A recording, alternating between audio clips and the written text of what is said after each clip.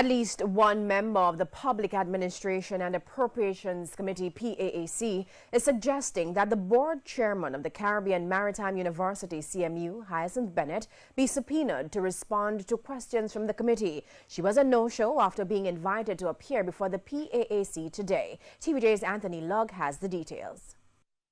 When Wednesday's sitting of Parliament's Public Administration and Appropriations Committee, PAAC, began, many were expecting the chairman of the Caribbean Maritime University, Hyacinth Bennett, to appear.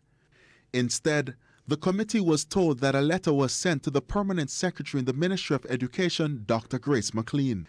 In response to the request for me to be in attendance at the PAAC sitting on Wednesday, October 23, 2019, this serves to inform you that I am unable to do so.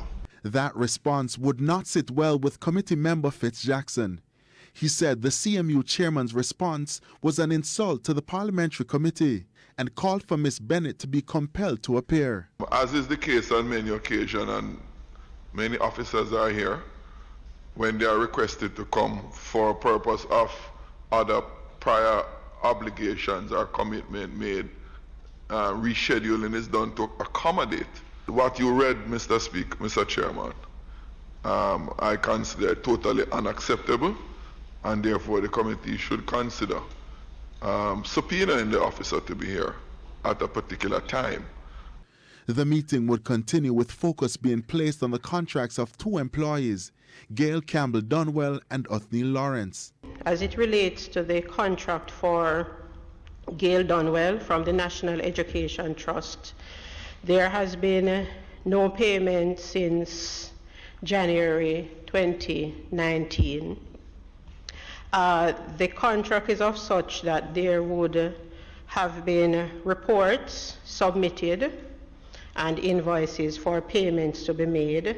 The National Education Trust has advised that they have been having a difficulty in getting through to the officer, even for a discussion as it relates to the contract. Acting Permanent Secretary in the Ministry of Education, Dr. Grace McLean, said the events carried forward from the previous contracts have not been serviced, and so the Attorney General's chambers was asked to instruct the ministry on what to do going forward.